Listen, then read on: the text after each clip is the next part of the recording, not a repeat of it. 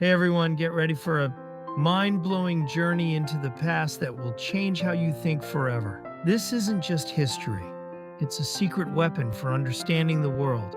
And today, we're unlocking the wisdom of one of the greatest thinkers ever, Socrates. This knowledge isn't just fascinating, it's empowering, giving you insights you can use every single day. Let's dive in. Do you want to know how to live a good life? Socrates, born in ancient Athens around 470 BCE, wasn't just a philosopher, he was a revolutionary.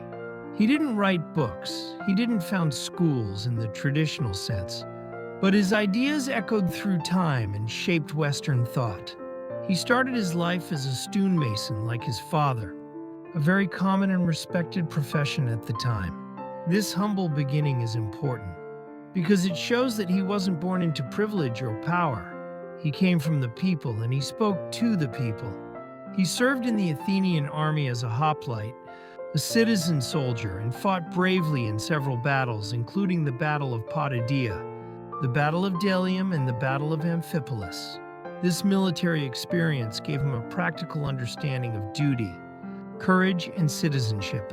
These experiences deeply influenced his views on ethics and morality. He saw firsthand the importance of integrity and self-discipline. What is the Socratic Method? Around his middle age, Socrates began to question everything. He spent his days in the Athenian Agora, the marketplace, engaging citizens in deep conversations. He didn't lecture instead, he asked questions. This unique way of teaching is now famous as the Socratic Method. He would approach people, often those who claimed to be experts, and start by asking what seemed like simple questions about virtues, like justice, courage, or wisdom. As the conversation progressed, he would skillfully expose contradictions in their beliefs, leading them to realize that they didn't know as much as they thought. His goal wasn't to shame them, but to help them discover the limits of their own knowledge. He famously said, "The only true wisdom is in knowing you know nothing." This humility was a cornerstone of his philosophy. He believed that recognizing one's ignorance was the first step toward genuine understanding and self-improvement. He saw himself as a gadfly, stinging people into intellectual awakening. Who were his students? Socrates attracted a diverse group of followers, mostly young, wealthy Athenians, who were fascinated by his intellectual prowess and unconventional approach. Among his most famous students were Plato and Xenophon. Plato in particular became his most dedicated student, and later immortalized Socrates' teachings and dialogues in his own writings, such as the Apology, Ocritu, and Phaedo. Without Plato, much of what we know about Socrates might have been lost to history. Xenophon also wrote about Socrates, providing a different perspective, often focusing on his practical wisdom and moral character. These students were captivated by Socrates' relentless pursuit of truth and his fearless questioning of societal norms. They saw him as a mentor who encouraged independent thinking, which was a radical idea in a society that often valued conformity. Why was he on trial? Unfortunately, Socrates' popularity and his challenging of established beliefs eventually led to his downfall. In 399 BCE, he was brought to trial on charges of impiety, asebia, and corrupting the youth. These charges were largely politically motivated. Athens had recently lost the Peloponnesian War to Sparta, and the city was in a period of instability and political turmoil. Many citizens were looking for scapegoats, and Socrates, with his critical questions and influential followers, became an easy target.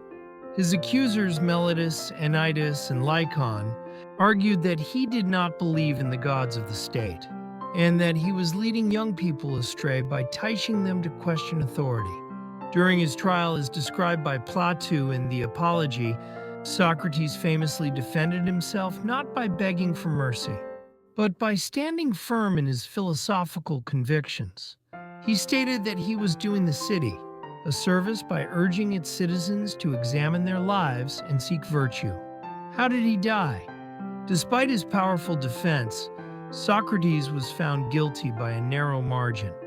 He was given the choice between exile and death. True to his principles, he refused to abandon Athens or his philosophical mission.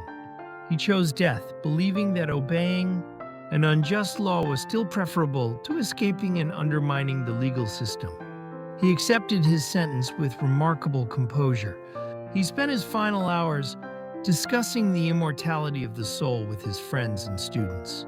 He drank hemlock, a poisonous substance, and died peacefully. His death, a profound act of civil disobedience, cemented his legacy as a martyr for truth and intellectual freedom. It showed the world that he valued his principles more than his own life, a powerful message that resonated through centuries. What are his main ideas? Socrates' philosophy can be summarized by a few core ideas. Firstly, know thyself. He believed that self-knowledge is the ultimate good and the key to living a virtuous life. Secondly, an unexamined life is not worth living. This means we should constantly question our beliefs, values, and actions to ensure we are living authentically and morally. Thirdly, virtue is knowledge. He argued that if a person truly understands what is good, they will naturally do what is good. Evil, he believed, stems from ignorance, not from a deliberate choice to do wrong. Fourthly, he emphasized the importance of ethics and morality over material possessions or worldly success.